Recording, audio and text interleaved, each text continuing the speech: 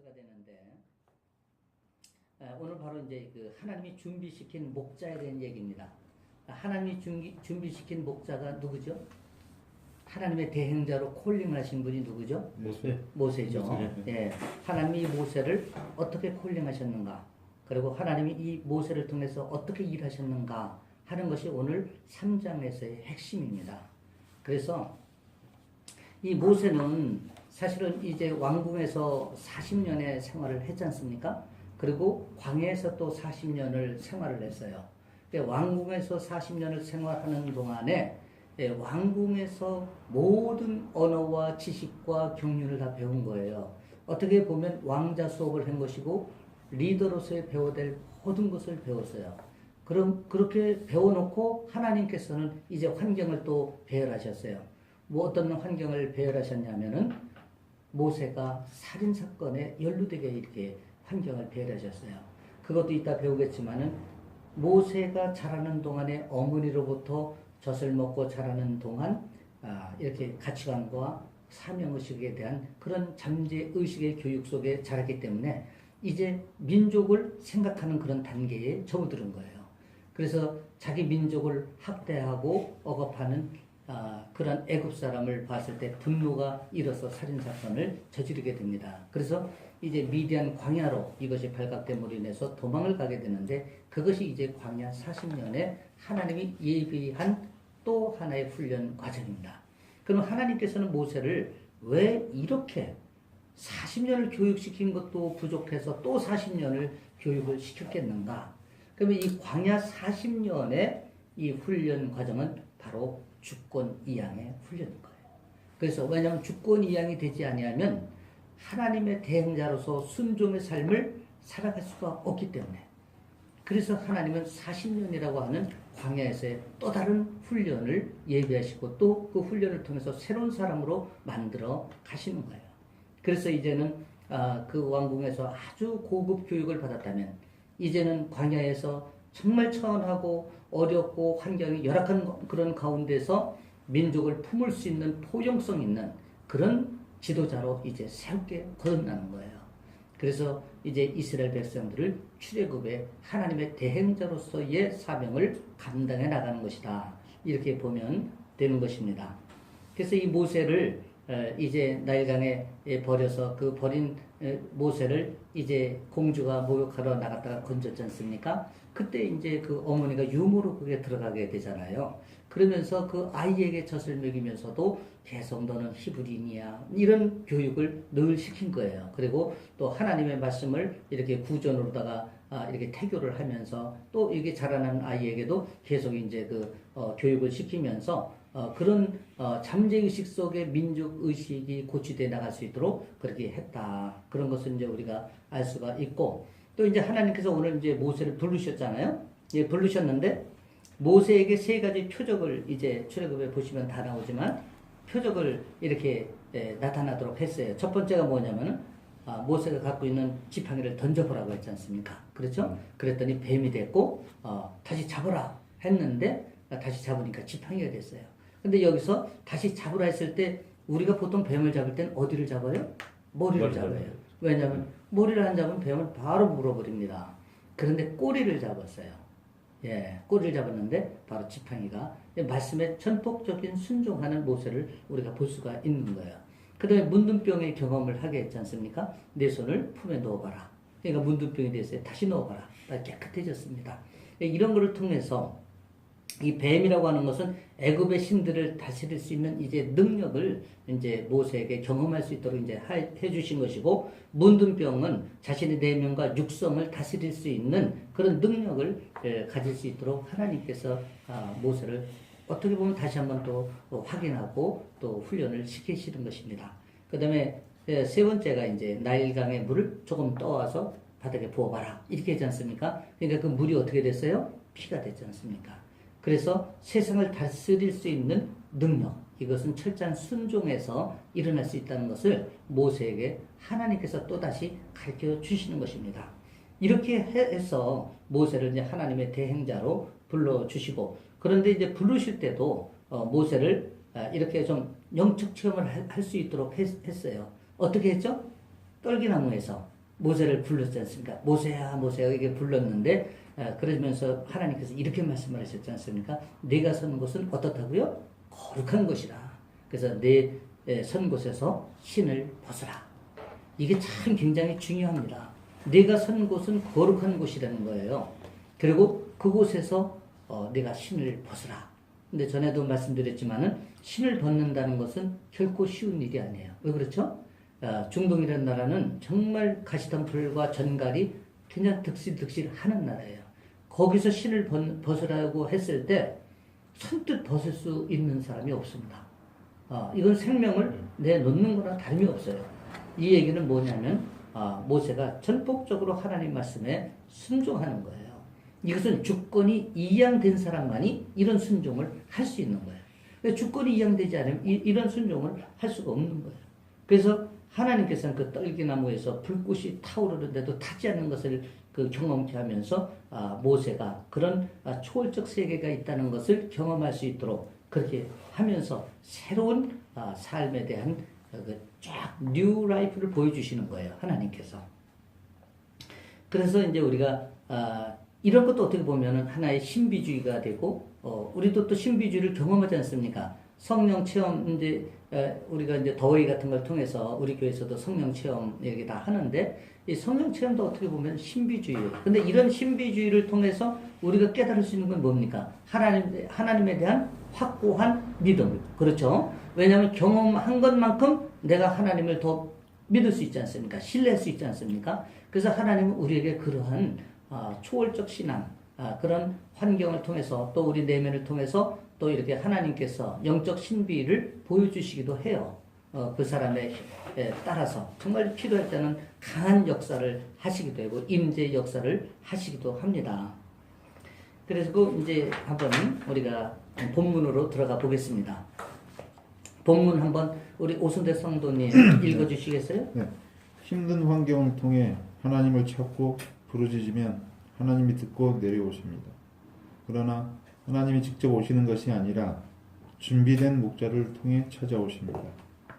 하나님께서 구속사를 진행시키시는 일반적인 원칙은 사람을 통해 세상을 구원하신다는 것입니다. 그러므로 사람이 소중합니다. 우리의 일상 삶에서 하나님이 만나게 하신 사람은 우연으로 만난 게 아닙니다. 우리는 사람을 통해 하나님을 만나게 되고 하나님의 깊은 뜻을 깨닫는 경우가 많습니다. 그러므로 좋은 목자와의 만남은 축복입니다. 그를 통하여 우리가 하나님께 나아갈 수 있기 때문입니다. 우리도 좋은 목자가 되어 만나는 사람들에게 하나님을 보여주는 사람들이 되어야 합니다. 목자는 쉽게 만들어지지 않습니다. 또 아무나 목자로 쓰시지도 않습니다. 오랜 시간 하나님의 계획 속에서 하나님이 원하시는 수준으로 준비되어져야 합니다. 모세가 80년 동안 준비되어지는 과정을 통해서 우리가 하나님의 얼굴로 하나님의 대행자로 준비되려면 어떤 과정들을 거쳐야 하는지를 배우기 원합니다. 네, 그렇죠. 이렇게 우리가 힘든 환경을 이렇게 우리가 당하게 되면은 부르짖지 않을 수가 없는 거예요. 그래서 이스라엘 백성들이 이제 그 애굽에 430년 동안 하나님을 찾지 않고 그렇게 방임된 생활을 하고 있으니까 선택된 백성으로서 하나님이 그를 용납하지 못하고 이제 부르짖게 하기 위해서 고난이라고 하는 환경을 배려했지 않습니까? 우리가 2장에서 다 배웠듯이. 그래서 우리가 그런 고난이 왔을 때는 우리가 하나님을 부르짖으며 찾을 수밖에 없는 거예요. 왜냐하면 저도 그렇게 고난이 왔을 때 정말 하나님 앞에 무릎을 꿇게 되더라고요. 무릎을 꿇는다는 게 하나님 앞에 두 손을 들고 항복하는 거예요. 이것이 바로 주권 이양이 된 사람의 드러나는 모습입니다. 그런데 우리가 모든 만남은 우리가 우연이라고 세상 사람들은 생각하는데 절대 우연이 아니라는 거예요.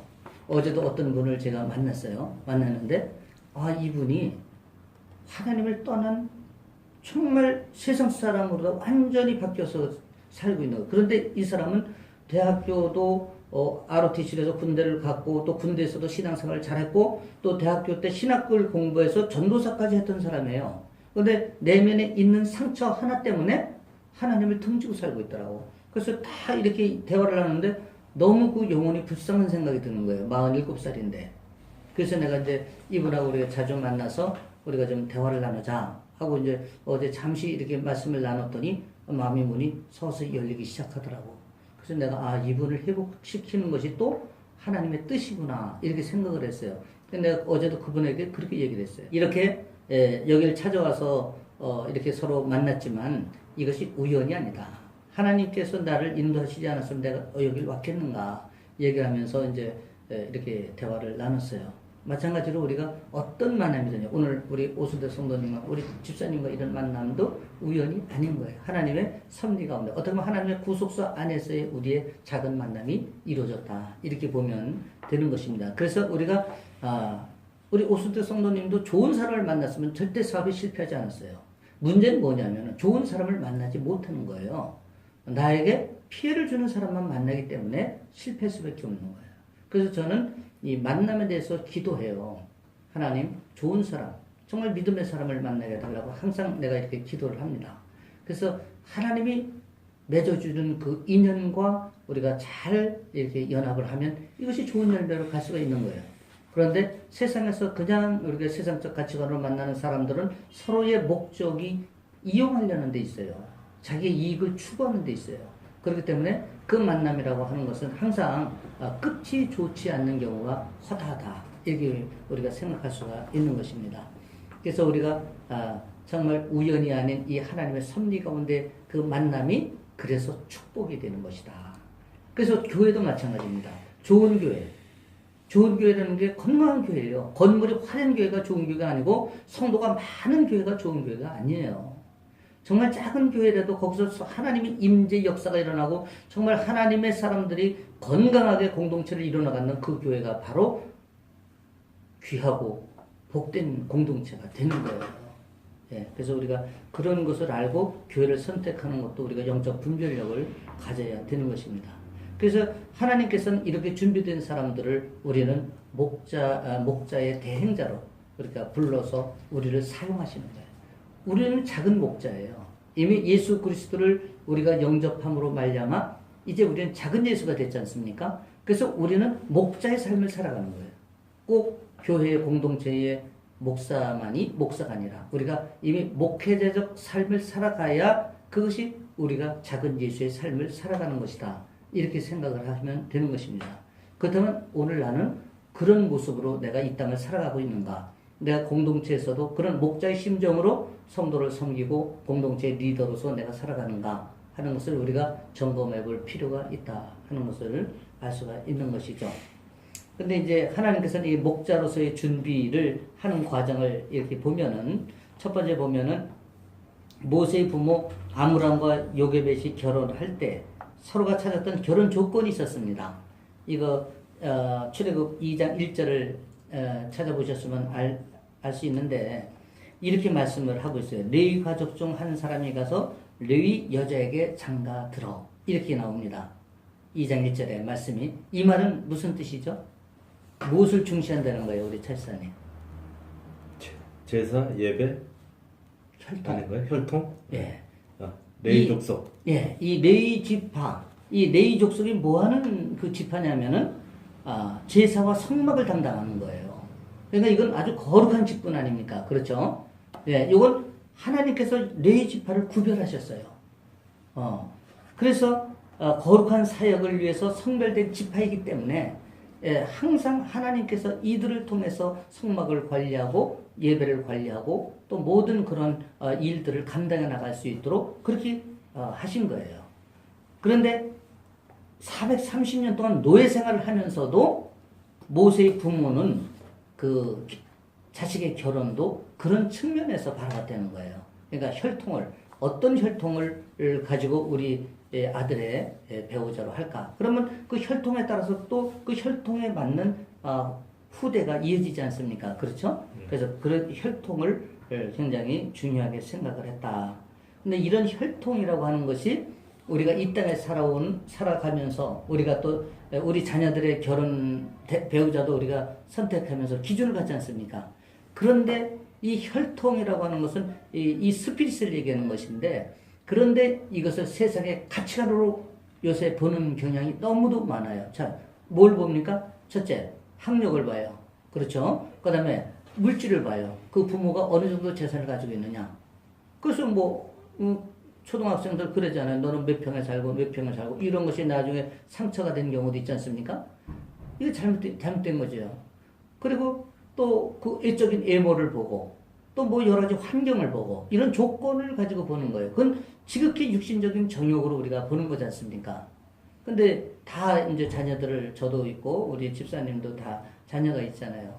저도 그래요. 우리 아들에게 얘기할 때 항상 믿는 그런 정말 자녀를 살렸으면 좋겠다.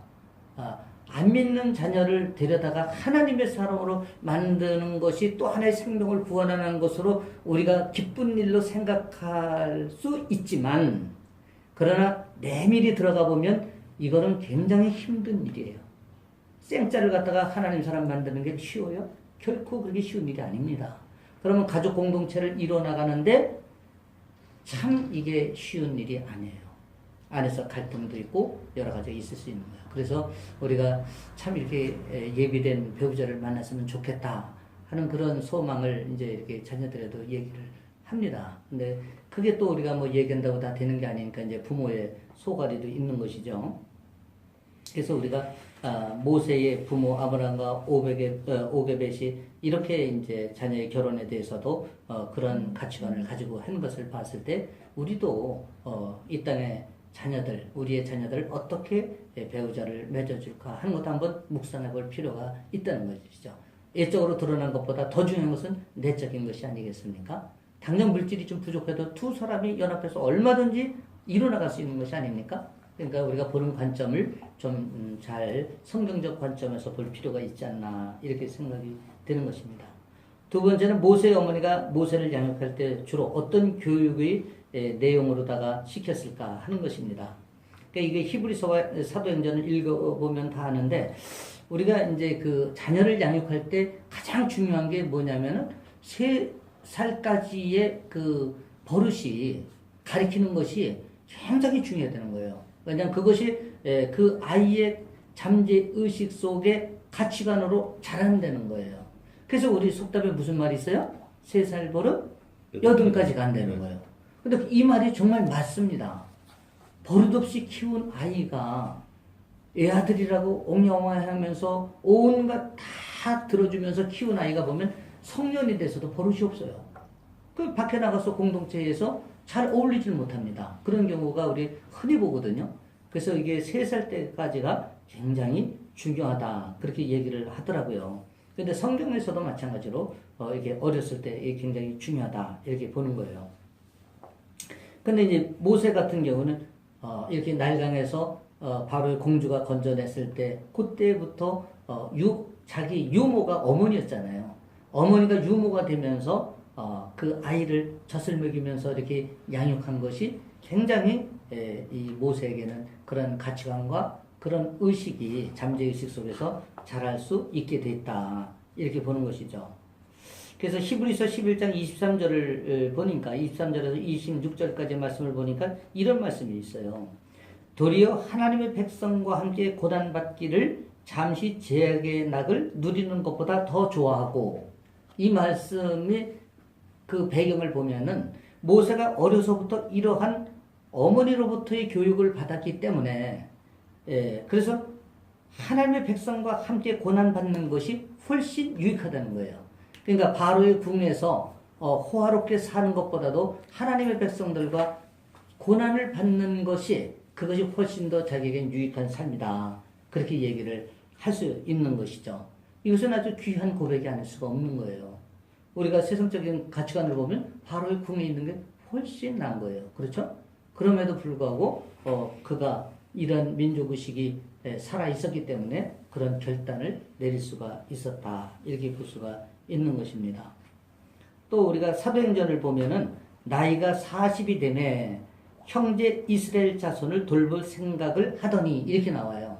그래서 이 이 40세가 돼서 모세가 이제 이 생각이 들면서 히브리인들에 대한 특별한 마음이 드는 거예요.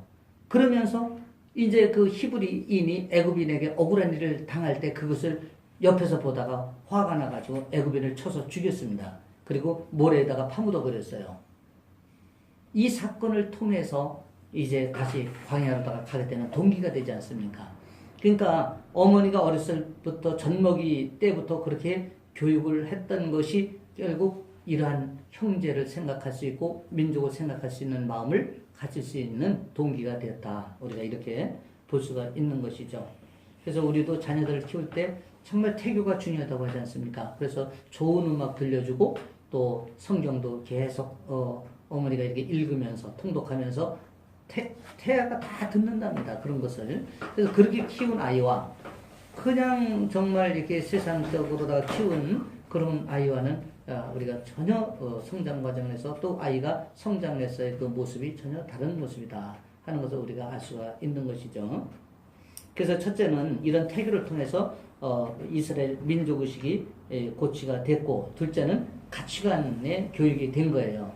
그래서 이런 가치관은 바로의 궁에서 화려한 그런 물질적인 그 사회적 부여보다는 보다 내면적이고 영적 자산이 더 중요하다는 의식을 이제 모세가 갖게 되는 것이죠. 그렇죠? 그렇게 함으로 인해서 모세는 새로운 삶으로 이제 살아가는 그 전환점이 이제 되는 것입니다. 또 세 번째는 이제 모세가 사명의식을 고취하는 거예요.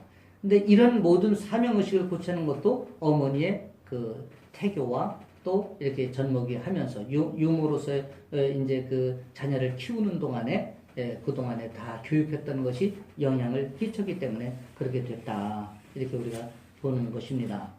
마태복음 13장 44절을 보면은 우리가 그리스도를 위하여 사는 삶이 최고의 보화인 것을 말씀하고 있어요.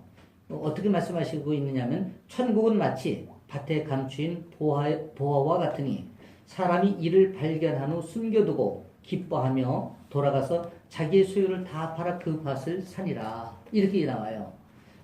다시 말씀드리면은 그 보화를 발견했다면 자기의 전 재산을 팔아서 사지 않겠느냐는 거예요. 그렇죠?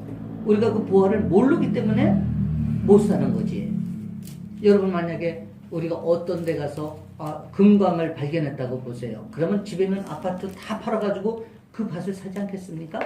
바로 천국이 그렇다는 것입니다.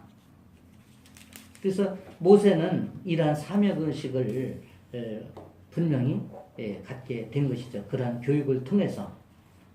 그래서 히브리서 11장 26절에서는 그렇게 말씀하는 거예요. 그리스도를 위하여 받는 수모를 애굽의 모든 보화보다 더 큰 재물로 여겼으니. 참 귀한 말씀 아닙니까? 이런 고백이 그렇게 하루아침에 나올 수 있는 게 아니에요. 그래서 교육이라고 하는 것은 굉장히 중요한 것이죠. 그런데 어릴수록 그 교육의 효과는 크다 하는 것을 우리가 알 수 있는 거예요. 특별히 3세 이전 또 내지는 6살 전에 받는 교육이 아주 그 아이의 삶에 직접적인 영향을 미친다는 거예요. 또 네 번째는 영혼을 준비하는 신앙을 이제 모세는 갖게 되는 거예요. 모세는 땅에서 누리는 그 부요보다도 하나님 나라의 영원성에 대해서 더 관심을 가졌던 것이죠. 근데 이런 것도 다 그 교육의 영향이 되는 거예요. 하루아침에 이런 생각을 우리가 가질 수 있겠습니까? 우리 차이사님 교회 나왔다고 해서 하루아침에 이게 우리가 영혼을 준비하는 신앙을 가질 수 있겠습니까? 천국에 대한 소망과 천국에 대한 정말 그 보화를 하루아침에 발견할 수는 없잖아요. 그렇죠? 예. 예. 이것이 다 그러한 부모가 전해주는 그 유전적 그 유전, 말로 이렇게 전해주는 하나님의 말씀, 또 사상, 그런 가치관이 결과적으로 우리에게 그러한 선한 영향력을 끼칠 수 있다. 이렇게 이제 우리가 볼 수 있는 것입니다. 그래서 우리는, 하나님은, 정말 우리가 이렇게 말씀으로 잘 다듬어져서 하나님의 단장된 신부가 되기를 원해요. 예. 근데 그 신부는 제가 말씀드렸잖아요. 정말 잘 예쁘게 신랑하게 보여야 되지 않습니까? 그런데 우리의 겉모습이 아니라 하나님은 중심을 보시는 분이기 때문에 옷이나 예보보다도 우리가 어떤 마음을 가지고 하나님을 대하느냐, 하나님 앞에 나가느냐, 또 하나님을 내가 영접하면 그 영접한 사람으로서 어떻게 내 삶을 드러내느냐, 그런 것이 굉장히 중요하다, 이렇게 이제 볼 수가 있는 것입니다. 3번을 한번 우리 차유사님 읽어주세요. 바로의 궁에서 훈련은 모세를 어떤 사람으로 만들었습니까? 우리가 자녀를 키울 때 본받아야 할 내용은 무엇입니까? 근데 이 바로의 궁에서의 훈련은 모세를 어떤 사람으로 만들었을 것 같아요? 바로의 궁에서 40년 동안의 왕자로서의 교육은 다 받은 거예요. 이걸 통해서 어떤 사람으로 이게 바로가 만들어졌을까요? 지도자로서의 만들어지는 거예요. 그렇죠? 이건 아주 고급 교육 아닙니까? 일반 교육하고 차별화된 교육 아니겠습니까? 그렇죠? 우리나라 재벌들도 특히 삼성 같은 경우에도 자녀 교육을 특별히 시킨다고 그래요. 이렇게 유학도 보내지만은 아주 가정, 그 재벌의 그 가문에서 아주 특별한 교육을, 다시 말하면 후계자로서의 교육을 시키는 것이죠. 그런 후계자로서의 교육을 시킨 사람이 후계가 되는 거와 그런 교육이 안 된 사람이 후계가 됐을 때 그 기업이 어떻게 될까요? 이거는 정말 이건 아주 중요한 문제 아닙니까? 마찬가지로 우리가 모세가 이렇게 바로에서 궁에서 이렇게 40년 동안에 교육받는 것은 굉장히 하나님께서 중요한 교육을 받도록 하셨다, 이렇게 우리가 볼 수가 있는 것입니다. 그 과정을 통해서 지도자로서 갖춰야 될 모든 교육은 바로의 궁에서 사실 다 받은 거예요. 예, 사실은 지식적으로 보면은 모세는 이제 어디 가도 정말 다 지도자로서의 그 역할을 다 할 수 있는 역량을 갖췄다고 이렇게 볼 수가 있어요. 그래서 이렇게 사도행전 7절에서는 7장 22절에서는 이렇게 말씀해요. 모세가 애굽 사람의 모든 지혜를 배워 그의 하는 말과 하는 일들이 능하더라. 예, 이렇게 말씀을 하고 있는 것입니다. 그 40년 동안의 왕궁 생활을 통해서 이렇게 모든 일이 능하게 다 교육적으로 이미 이수를 한 거예요. 이것이 중요하죠. 네. 그리고 하나님 앞에서의 광야 훈련, 이건 한번 우리 오승태 성도님 한번 읽어주세요. 모세는 바로의 궁, 왕립 학교에서 경영을 배우고 리더십을 배웠습니다. 그러나 하나님은 모세를 광야로 보내 40년간 더 훈련시키셨습니다. 세상적인 자질만 가지고는 하나님이 쓰실 수 없습니다. 광야에서 모세는 철저히 버려지고 홀로 외롭게 지내면서 하나님께 집중하는 훈련, 자기를 내려놓는 훈련을 하게 됩니다. 그 훈련을 통해 그 잘난 사람이 철저히 깨트려져서 아무것도 자랑할 수 없는 겸손한 사람으로 다듬어집니다. 네, 다 읽으셨죠? 네. 네, 그래서 우리가 광야는 정말 이게 하나님이 특별하게 세우신 학교입니다. 그래서 이 광야 학교를 가면 이렇게 철저히 자기 자신을 버려주는 훈련이 되는 거예요. 근데 이 광야를 가지 않고 세상에서는 이 훈련이 안 됩니다. 근데 이 광야에서만이 주는 아주 특별한 훈련이고 교육인 거예요. 그래서 이 광야에 가면 특징이 뭐냐면 하나님께 집중할 수 있어요. 그리고 자기를 내려놓을 수밖에 없는 거예요. 왜냐하면 내 힘으로 다 해봐도 안 되는 것을 깨달으니까. 우리 오순대 성도님 내 힘으로 해보니까 돼요, 안 돼요? 안 됩니다. 안 되죠. 네. 저도 내 힘으로 세계를 제패하려고 하는 야망을 가졌어요. 그래서 무공해 스틸포를 개발해서 그것을 특허 출원해서 대우그룹 세계물산하고 합작계약을 해서 안산에다 3,000평 규모에다가 공장을 건축하고, 그때는요, 야, 이제는 나는 됐다. 나는 정말 이제는 성공, 아주 확신이 들었어요. 그런데 개발자가 3개월도 안 돼서 교통사고로 죽으리라고 누가 생각을 했어요? 근데 이렇게 내 힘으로 다 될 것 같았지만 안 되는 거예요. 그래서 그러니까 내 힘으로 안 되니까 어떻게 합니까? 내려놓을 수밖에 없는 거잖아요, 주사님. 그죠? 예, 이런 훈련이 광야에서밖에 안 되는 거예요. 그래서 이 광야는 철저히 자기를 내려놓는 훈련이다. 다시 말씀드리면 철저히 자기를 내려놓는다는 것은 주권을 철저히 이양하는 훈련을 하고 있다. 이렇게 보시면 되는 거예요. 여기 보시면은 철저히 깨트려져 이런 말이 나오죠. 하단에 이것이 뭐냐면 깨트려진다는 것은 말씀으로 길들여진다는 거예요. 이게 깨트려지지 않으면 말씀으로 길들여질 수가 없는 거예요. 그리고 아무것도 자랑할 수 없는 겸손한 사람으로 다듬어졌다. 이렇게 얘기하지 않습니까? 다시 말씀드리면 온유한 사람으로 만들어졌다는 거예요. 다시 우리가 종합적으로 말씀드리면은 말씀으로 길들여졌기 때문에 온유한 사람이 됐다. 민수기 12장 3절의 말씀이 이루어지는 거예요. 그렇죠? 그러니까 광야가 아픔과 고통과 이것만 생각할 것은 아니죠. 굉장히 우리에게 유익하고 새로운 삶으로 터닝포인트 시켜주는 아주 전환점이 되는 거예요. 그런데 광야에 있는 동안은 아파요. 분명히. 아프시죠? 네. 예, 눈물 흘리셨죠? 네. 그 눈물이 바로 철저히 자신을 깨트려지고 또 겸손한 사람으로 만들어져서 겸손한 사람으로 온유한 사람으로 이제 전환되는 거예요. 그래서 온유한자가 어떻게 된다고요? 땅을 기업으로 받는 거예요. 이 땅은 하늘의 기업과 땅의 기업을 포함하는 것입니다.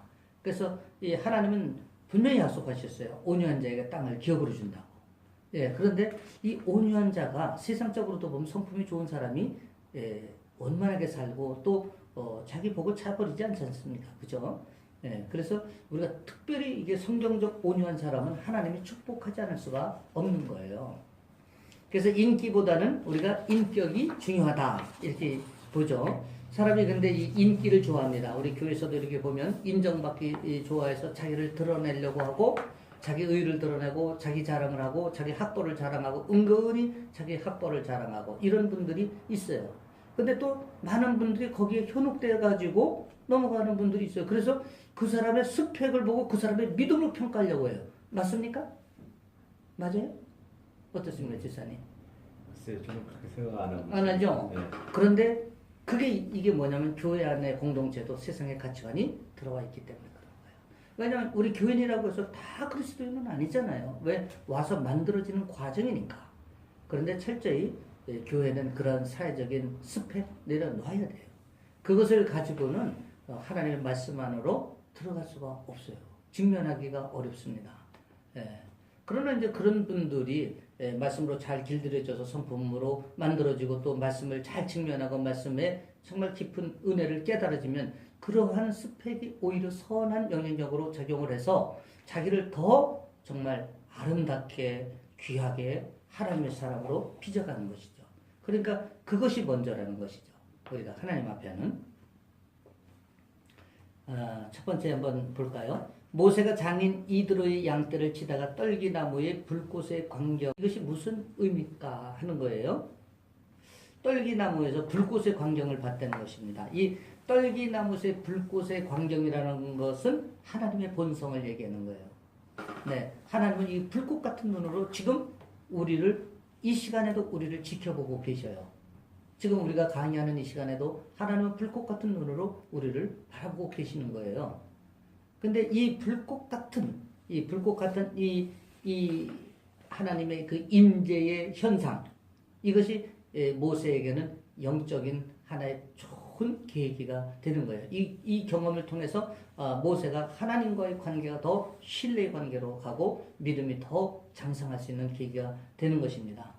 근데 이 떨기나무는 이게 떨기나무는 이스라엘을 상징한다고 그래요. 왜 그럴까요? 이 떨기나무가 뭔데 이스라엘을 상징한다고 할까요? 이 떨기나무는 저도 중동에 근무를 해봤지만은 이거 아무짝에도 쓸데없는 나무예요. 그냥 여기 어떻게 보면 가시가 뾰족뾰족 나와가지고 손 잘못하면 이게 찔립니다. 그러니까 이거 아무짝에도 쓸데없는 이 나무인데 이 떨기나무가 이스라엘을 상징한다는 거예요. 다시 말씀드리면 너 이스라엘이 이런 사람이라는 거예요. 이렇게 정말 쓸데없는 나무와 같은 존재라는 거예요. 예. 그래서 하나님께서는 이런 떨기나무 하나도 이런 영적 의미를 부여해서 거기서 하나님의 불꽃 같은 영으로 임하시는 것입니다. 또 타오르는 불꽃은 무엇을 우리가 의미한다고 볼 수 있을까요? 타오르는 불꽃. 이스라엘 백성들이 애굽 430년 동안의 그 고난이 바로 이런 타오르는 불꽃 같은 고난이라는 거예요. 사실 우리가 입장을 바꿔봐도 얼마나 그 참 큰 고난일까. 이게 중노동도 중노동이지만은 자기 자식을 낳으면 다 아들이면 죽이고 또 그것도 안 되니까 그냥 날강에 막 버리고 학살을 하고 이런 것을 우리가 보면 가슴이 찢어지는 그런 고통 아니겠습니까? 그러니까 이런 것이 이제 불꽃 같은 하나님께서 주시는 그런 고난으로 우리가 볼 수가 있고 또 두 번째는 그런 불꽃을 하나님의 임재다 이렇게 우리가 볼 수 있습니다. 그래서 두 가지 의미로 우리가 볼 수 있는 거예요. 첫째는 이스라엘 민족의 불꽃 같은 고난, 두 번째는 하나님의 임재 이렇게 우리가 영적 의미를 부여할 수가 있다 이렇게 보는 것입니다. 세 번째 이 타지 않는 나무. 그런데 이게 떨기나무에 막 불이 이렇게 타오르는데도 불구하고 이게 타지를 않는 거예요. 근데 이건 무엇을 의미할까요? 한번 그냥 상식적으로 한번 생각해 보셔요. 이게 뭘 의미할까요? 이스라엘 민족은 지금 2000년 동안 엄청난 그 고난을 당했잖아요. 디아스포라가 돼서 사실은 나라도 없이 살았잖아요. 그죠? 네. 그런데 이 민족이 없어졌습니까? 안 없어졌어요. 예, 이런 영적 의미가 있는 거예요. 예, 나라가 없이 그렇게 살아도 이 민족이 존재했고, 이제는 이스라엘이 한 국가로서 이제 또, 존재하고, 지금 뭐 각 흩어졌던 그 지파, 12지파가 이제 들어오기 시작한답니다. 러시아에서도 좀 들어오고 있고, 그래서 이스라엘이 다시, 이제 세워지는 그런 과정을 우리가 볼 수가 있는 것이죠. 다시 말씀드리면, 이 타지 않는 나무는 그런 이스라엘 민족이 불꽃 같은 고난을 겪었음에도 불구하고, 없어지지 아니하고 번성하고 건재했다. 이런 것을 우리가 보고 또 하나님의 백성으로서의 선민 백성으로서의 영원성을 우리가 영적으로 의미를 주고 있다. 이렇게 우리가 볼 수가 있는 것입니다. 그래서 지금 이제 이 떨기나무와 타오르는 불꽃 그럼에도 타지 않는 나무를 주신 그 이유는 하나님의 인증샷이에요. 참 재밌죠? 하나님의 인증샷을 보여주신 것입니다. 이것이 나는 너희를 버리지 않고 너희와 함께 동행하고 있다는 이 사실을 하나님께서 확인시켜 주시는 거예요. 이스라엘 백성들에게. 사실적으로 그 이 고난 중에도 이스라엘 백성들이 번성했지 않습니까? 그죠? 그래서 75명이 갔지만은 나중에 200만 명으로 인구가 이렇게 번성한 것을 우리가 알 수가 있죠. 2번은 우리 찰산이 한번 읽어주실래요? 네. 혹 나의 지난 신앙 경험 속에 이렇게 신비적이고 초자연적인 경험들이 있었습니까? 그 일로 인해 내게 나타난 변화는 무엇이었습니까? 네, 이런 뭐 초자연적 경험을 하신 적이 있으시나요? 우리 아직 오순대 성도님은 없으실 테고 네. 우리 찰산님은 한 번쯤 있으실 것 같은데. 뭐 초자연적이라기까지는 뭐 좀 거론하기가 어렵고 이런 경험은 뭐 조금은 해봤죠. 네. 네. 근데 그 경험을 통해서 어때요? 찰사님이 하나님에 대한 믿음과 신뢰가 더 이렇게 공고해지지 않습니까? 그렇죠. 네. 네. 그래서 우리 기독교를 체험의 종교다 이런 말씀들도 해요. 물론 우리가 그런 경험이 없이도 더 확고하게 주님을 믿고 천폭적으로 주님 앞에 그 신뢰를 보낼 수 있다면 정말 그는 하나님 보실 때 너무너무 기뻐하는 존재겠지만 우리 연약함이 사실 그렇지 못하잖아요. 그래서 우리가 어떤 현상이 이렇게 내 몸에서 나타났을 때 하나님께서 나에게 분명히 이렇게 임재하시는구나. 저도 마찬가지예요. 어떤 때 뭐 이렇게 기도할 때 막 성령 역사하면 그냥 막 방언 기도가 막 그냥 쏟아져 나오죠. 또 이렇게 막 기도하면 영적 분별력을 막 주시죠. 어떤 때는 막 하나님 환상을 보여주시죠. 하나님 음성을 들려주시죠. 이런 것을 경험할 때 막 몸에서 전율이 이렇게 오는 거예요. 그러면서 하나님이 이렇게 강하게 역사하시는구나. 근데 이거를 경험하면은 하나님에 대해서 절대적인 이 신앙이 더 강해지는 것을 저도 경험을 할 수가 있어요. 그러니까 우리가 이런 경험도 때로는 필요하다. 근데 우리 오순대 성도님도 이제 이렇게 말씀 공부하면서 또 이렇게 이제 더웨이를 통해서 이렇게 우리 성령 세미나 이런 데 참석하시면 하나님께서 이런 경험을 허락하셔요. 그런 걸 통해서 보면 믿음이 더 한 발짝 앞으로 다가가게 되는 것이죠. 3번은 하나님은 모세를 부르시고 신발을 벗으라고 했습니다. 여기서 신발은 무엇을 의미합니까? 신발은 무엇을 의미하죠? 신발을 벗으라. 신발을 벗으면 죽는 거예요. 근데 죽는데 벗으래요. 그럼 이게 뭘까? 뭐를 내려놓으라는 거예요? 뭐를? 제가 늘 강조하는 거잖아요. 이거. 주권. 그렇죠. 예, 이 주권. 예, 신발은 주권을 내려놓아요. 나의 자유의지. 이 주권을 내려놓으라. 자신을 내려놓으라는 거예요. 예. 그래서 사실 저는 중동 근무를 해봐서 알아요. 신발 벗는 게 쉽지 않습니다. 정말 쉽지 않아요. 그런데 그 신발을 벗으라. 근데 신발을 벗으면요, 이 땡볕에 발바닥도 뛰어요. 얼마나 뜨거운지 말도 못합니다. 근데 신발을 벗으라. 그랬을 때 모세는 두말없이 신발을 벗었어요. 근데 우리도 하나님이 어느 순간에 신발을 벗으라고 할 때가 있어요. 그랬을 때 나는 못 벗겠습니다. 라고 한다면 우리는 아직 거듭나지 않은 거예요. 근데 탁 벗을 수 있어야 돼요. 그럼 하나님이 우리의 생명을 죽게 내버려둘까? 절대 그렇지 않은 거예요.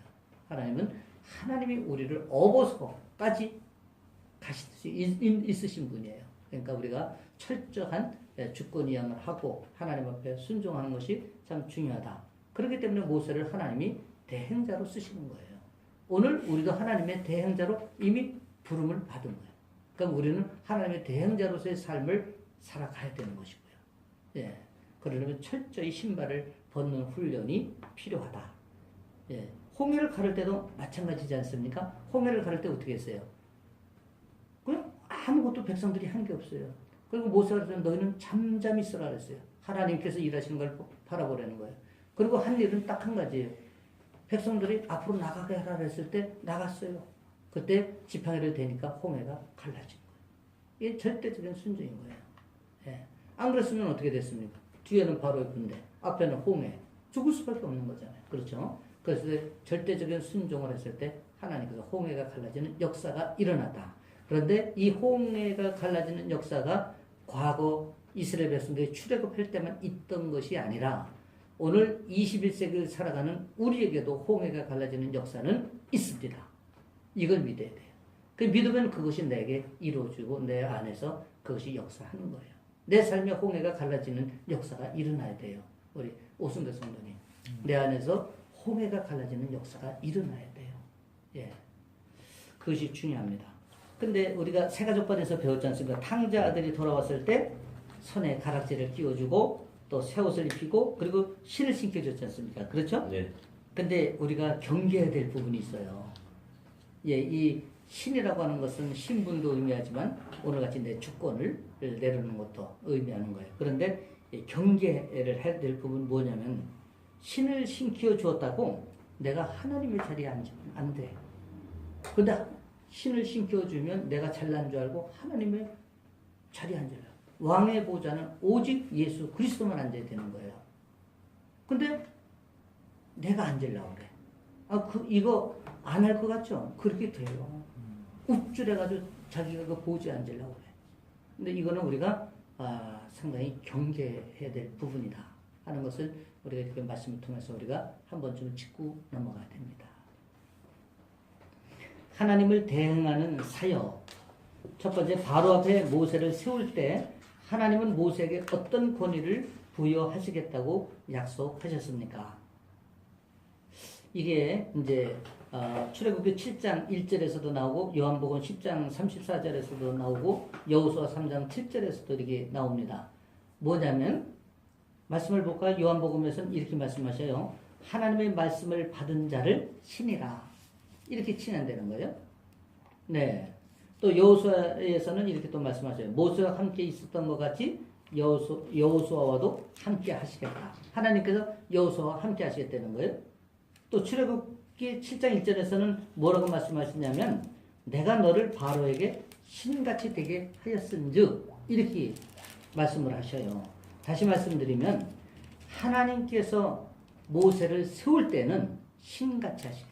신같이. 하나님의 대행자로 우리를 불렀잖아요. 하나님이 모세를 이미 하나님의 대행자로 쓰시겠다고 불렀지 않습니까? 그렇죠? 그런데 대행자로 세우실 때 이게 중요해요. 여기 보면 세울 때는 하나님은 신같이 하시겠다는 거예요. 이건 모세에게 뿐만이 아니라 오늘 우리에게도 동일한 거예요. 하나님 우리에게 대행자로 불렀으면 하나님 우리에게 신적 권위를 주시는 거예요. 그 영적 권위 아닙니까? 그래서 이렇게 정말 리더로 세움을 받으신 분들, 여러분들 리더가 우습게 리더를 생각하는 분들이 있는데 절대 그렇지 않습니다. 왜냐하면 영적 권위와 영적 질서가 분명히 있어요.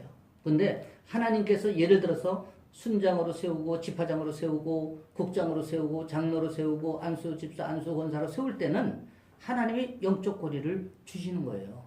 그런데 이제 어떤 사람은 그 영적 권위를 제대로 인식하지 못하고 자기가 하나님의 대행자로서 삶을 살지 못하니까 그것이 드러나지 않는 것이지 하나님은 주신다는 거예요. 그래서 우리가 오늘 이 땅에 살면서 우리가 지금 신앙생활을 하면서도 하나님의 대행자로 하나님께서 우리를 부르셔서 세우실 때, 이 중요한 건 세우실 때예요. 이미 불러서 리더로 세울 때는 하나님께서 영적 권위를 우리에게 부여해 주신다는 거예요. 근데 그것을 우리가 존중해야 돼요. 그래서 우리가 공동체에서는 이런 영적 질서와 영적 권위를 인정하는 것도 굉장히 중요한 거예요. 그런데 이제 이 사회적 스펙이 좋은 사람이 이걸 인정 안 하려고 그래요. 이해가 되세요? 사회적 스펙이 좋은 사람이 믿음으로 이게 잘 녹아나지 않았을 때 영적 질서를 무시해요. 이런 현상을 주변에서 잘 보십시오. 있습니다. 근데 하나님 절대 그거 기뻐하시지 않는다는 거예요. 예를 들면 뭐 우리 담임 목사보다도 사회적 스펙이 더 좋은 분들 있을까요? 없을까요? 있죠. 분명히. 예. 아니 뭐 사회적으로는 박사도 있고, 최고의 학부를 나온 사람도 있고, 또 뭐 유학 가서 또 더 많은 공부를 해서 온 사람들이 있지 않습니까? 나름대로 그 전문가의 최고 아닙니까? 그렇죠? 그렇다고 해서 내가 당신보다 못할 게 뭐가 있어? 이렇게 생각을 한다면 이것은 아니라는 거예요. 그 영적 질서 앞에 우리가 순종해야 된다. 그것이 성숙한 그리스도인이에요. 또. 근데 그런 사람을 하나님께서 기뻐하시고 그 삶을 또 축복하셔요. 아멘. 예. 또 그가 하나님을 대신해 펼쳤던 사역들은 무엇입니까? 모세가 이 하나님의 대행자로서 펼쳤던 사역들은 뭐가 있죠? 자, 10가지 재앙이 있죠. 그렇죠? 예, 이 10가지 재앙을 통해서 바로를 항복하게 만들었어요. 이 10가지 재앙은 무엇을 의미할까요?実際 10가지 재앙이 뭘까? 그 10가지가 다 애굽에는 신이에요. 우상이에요. 그래서 하나님께서 우상을 깨트리시는 거예요. 무너뜨리시는 거예요.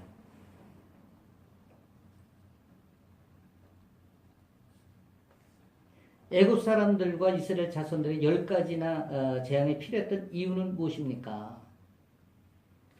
10가지 재앙, 참 이것은 애굽의 이런 우상을 무너뜨리는 것이지만 애굽이 이 10가지를 다 섬긴 거예요. 예, 심지어 나는 이해가 안 돼요. 뭐 이 개구리나 뭐 이나 뭐 팔이나 이게 뭐 우상이라고 이런 걸 섬겼을까?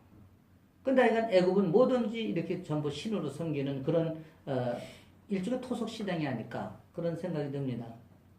근데 이것을 하나님께서 심판하신 거예요. 이런 우상을 하나님을 가장 싫어하는 게 우상입니다.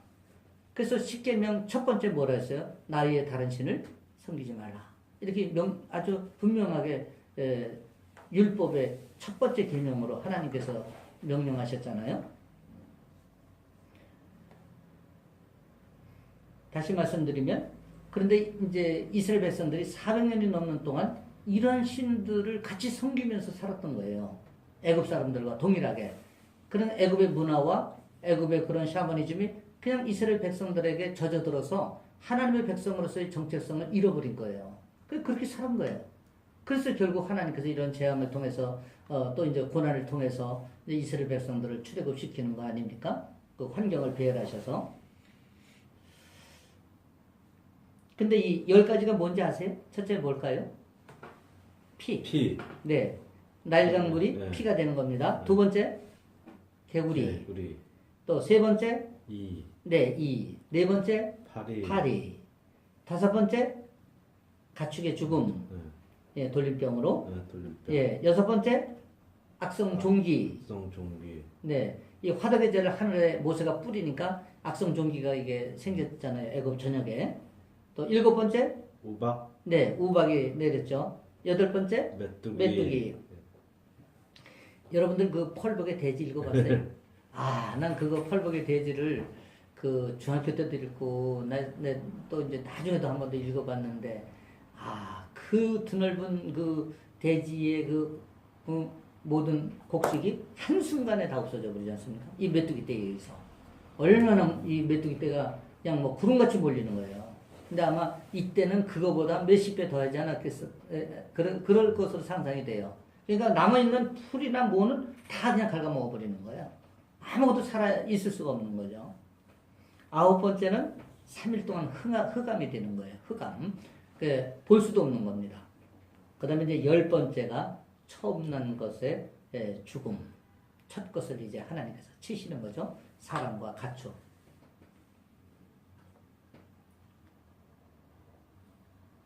그런데 이 10가지 재앙을 통해서 바로와 애굽의 백성들이 모세를 보는 눈이 달라졌습니다. 아주 위대한 인물로 보게 된 거예요. 그동안은 초라한 한 노인네로 봤었는데 이 10가지 재앙을 겪으면서 애굽의 왕 바로와 백성들은 모세를 이제 아주 위대한 사람으로 보게 되는 것입니다. 바로는 이스라엘을 쉽게 놓아주지 않았습니다. 그가 모세를 설득시키고 이스라엘을 해유하려 했던 방법들은 무엇입니까? 무엇이죠?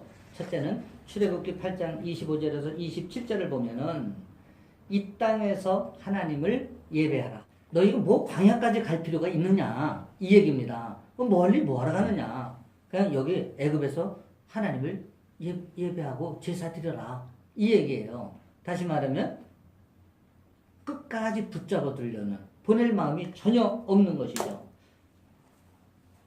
근데 우리도 이런 유혹을 받을 수가 있어요. 이 땅에서만 하나님을 예배하라. 이 땅에서 사는 세상적 가치관에 만족하라. 그래서 내 친구들도 보면 그걸 너무 좋아해요. 내가 사랑하는 정말 내 친구들이 이 세상을 너무 좋아하는 거예요. 그래서 나보고 장로님 하면서 존중을 하면서도 장로님 이렇게 좀 같이 놀읍시다. 이것을 아주 그냥 때만 되면 이렇게 권하고 강권하려고 합니다. 그러면 그게 뭐예요? 세상에서 골프도 치고 술도 먹고 또 뭐 이렇게 저렇게 세상에서 주는 즐거움과 오락을 같이 좀 즐깁시다. 이거 아닙니까 결과적으로. 그런데 우리가 하나님을 믿는 사람은 여기서 구별을 철저히 해야 되는 거예요. 그래서 제가 1차만 한다 그랬잖아요. 식사만. 그리고 식사 딱 끝나면 2차부터는 먼저 갑니다 라고 정중하게 인사하고 그리고 내가 전혀 뭐 방해 없이 이렇게 물러나오는 거예요. 그래서 하나님을 믿는 사람은 이것만은 분명히 이게 바로 우리가 이 땅에서 예배를 드리는 삶이에요. 그것이 우리가 드러나는 모습입니다. 근데 내가 전에도 얘기했지만 타협을 뭐라 했어요? 제가 사탄이다. 내가 조급함도 사탄이라고 했지만은 내가 이렇게 묵상하면서 딱 깨달아 보니까 타협이 사탄이라고. 조금씩 타협하다 보면 멸망으로 가는 거야. 한 발 한 발 물러서다 보면 낭떠러지기로 떨어질 수밖에 없는 거예요. 그래서 아닌 거는 딱 선을 그어버려야 돼.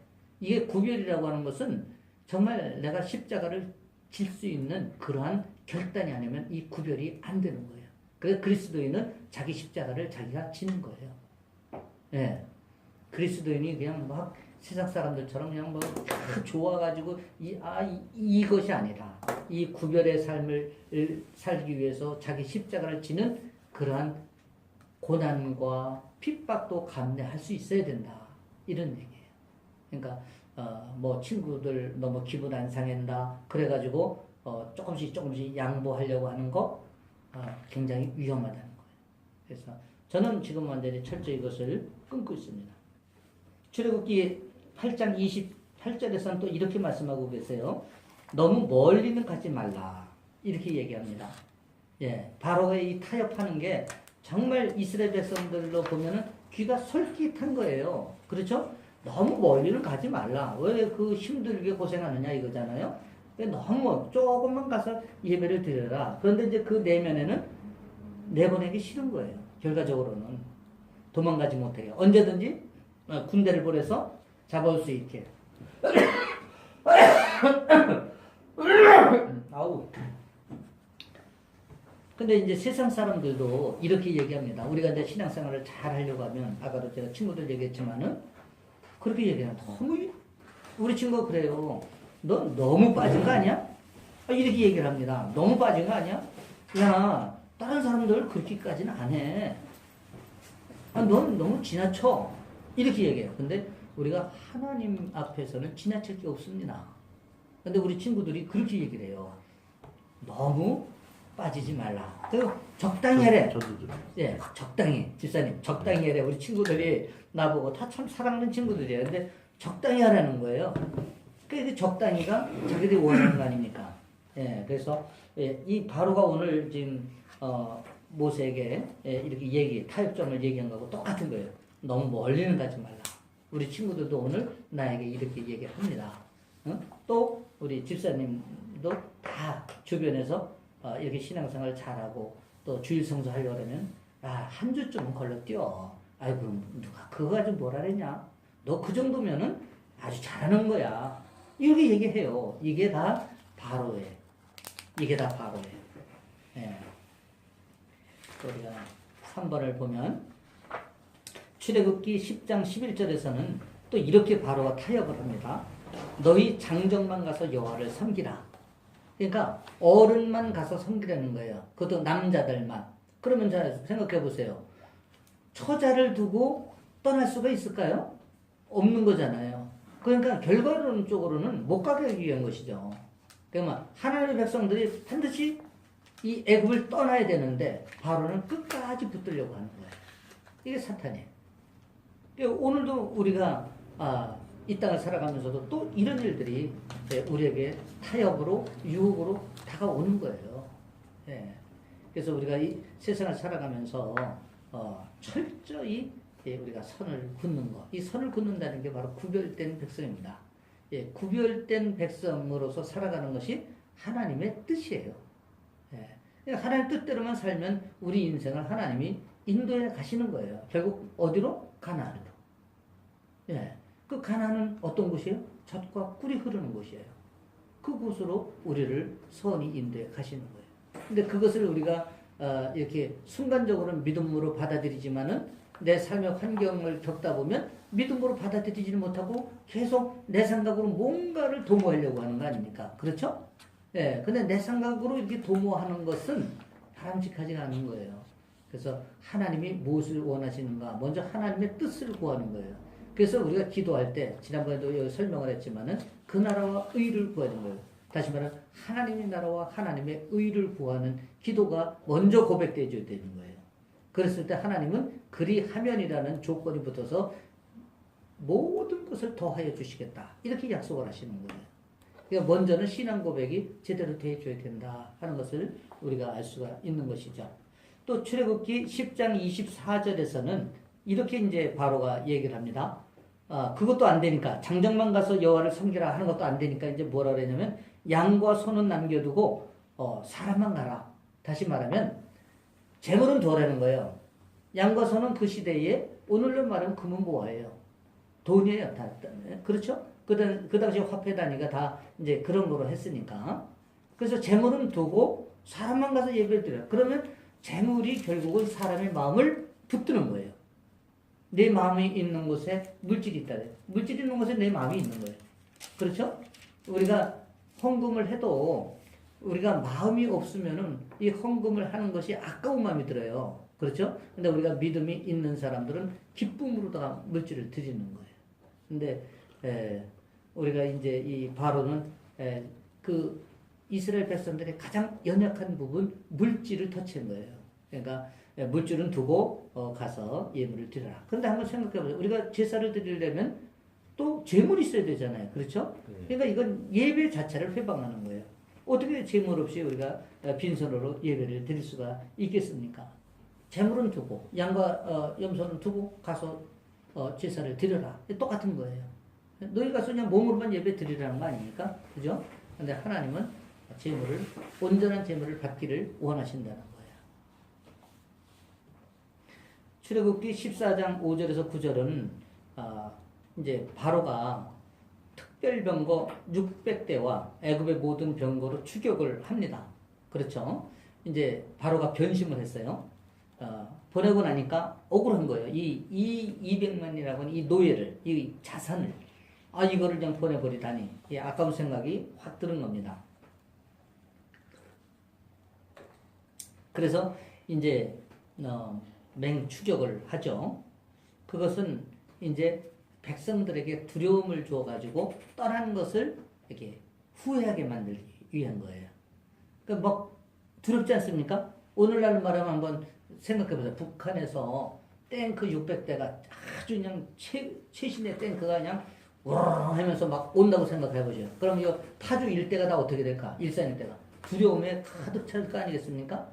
그 마찬가지로 이제 이 당시에 이제 특별병거, 철병거라고 하는데, 이 철병거라고 하는 것은 이 철기 문화가 이게 적용된 거기 때문에 아주 이건 우수한 병기가 되는 거예요. 그래서 이것을 가지고 추격하니까 백성들이 이제 두려움을 통해서 돌아오게 하려고 이제 그렇게 한 것이죠.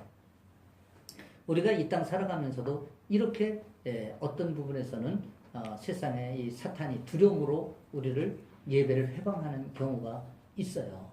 근데 이제 두려움뿐만이 아니라 미혹의 영으로 우리를 예배를 해방하는 경우가 더 많죠. 어떻게 보면은 달콤한 걸로 꼬셔가지고 이렇게 우리가 예배를 드리는 것을 건너뛰게 한다든가 또 해방하게 한다든가 이렇게 해서 근데 우리가 영적으로 분별을 잘 해야 됩니다.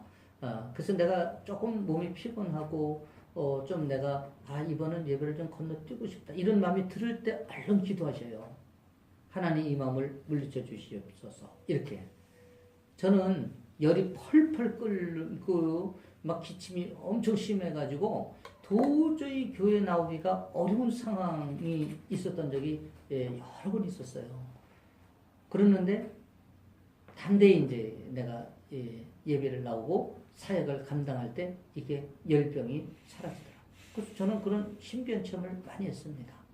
우리가 오늘 바로가 오늘 여러 번 이제 우리 유혹을 했지 않습니까? 이 땅에서만 예배를 해라. 그러니까 결국 떠나지 못하게 하고 또 너무 멀리는 가지 말라. 또 장정만 가라. 또 양과 소는 두고 가라. 그리고 이제 마지막에는 추격군을 보내가지고 이렇게 두려움을 줘서 그래서까지 잡으려고 했지 않습니까? 근데 우리가 신앙생활 하는데 여전히 이러한 부분이 바로가 우리를 해방하고 있다는 사실이에요. 우리 예배를 어떻게 하면 해방할까? 어떻게 하면 우리가 예배를 드리지 못할까? 이것을 바로는 오늘도 일하고 있어요. 우리 주변에서. 그때 영적 분별력을 가지고 과감히 결단하고. 심지어 이런 경우도 있어요. 주일날 예배 가려고 하는데 마누라가 바가지를 긁어. 그렇죠? 그러면 속에서 옛사람이 작용을 해. 여기 아담이 있잖아. 그지? 요 아담이 작용을 해. 그래가지고, 너 그래? 나 오늘 교회 안 가! 탁! 책을 놓게 만드는. 이랬을 때 이게 바로예요. 근데 이것을 영적으로 탁 물리치고, 내가 그럼에도 승리하리라 하고 주일에 와서 하나님 앞에 예배를 온전히 드렸을 때 승리하는 거예요. 그랬을 때 결국 돌아가 보면 아내도 잠잠한 거예요. 근데 아내가 그 안에 바로가 들어가서 회방하는 거거든. 그거. 근데 우리가 그런 것을 영적으로 잘 분별을 해야 된다. 하는 거예요. 우리 주변에 살다 보면 이런 바로가 많이 있습니다. 오늘도 존재하고 있고 또 주변 환경에서도 존재하고 있습니다. 그래서 그럴 때는 결단을 분명하게 하고 구별을 탁 짓는 거예요. 그래서 우리 예수님 40일 동안 광야의 시험을 받으셨잖아요. 그때 사탄이 다 떡으로도 시험하고 높은 데서 뛰어내리기를 하고 40일을 굶기신 굶으셨는데 금식을 하셨는데 그 굶었는데 떡으로 뭐 이렇게 유혹을 하면 사람이 어떻겠습니까? 그런데 예수님 과감히 탁탁탁 영적으로 분별하고 사탄을 물리쳤지 않습니까? 그렇죠? 이 땅에 우리가 사는 동안 무수한 그러한 바로는 오늘도 계속 우리를 공격하고 또 이렇게 미혹하는 거예요. 타협점을 가지고 미혹하는 거예요. 이랬을 때 우리가 그 분별을 정확히 하는 것, 이것이 중요하다 하는 것이죠. 이렇게 해서 오늘 3강을 마치겠습니다.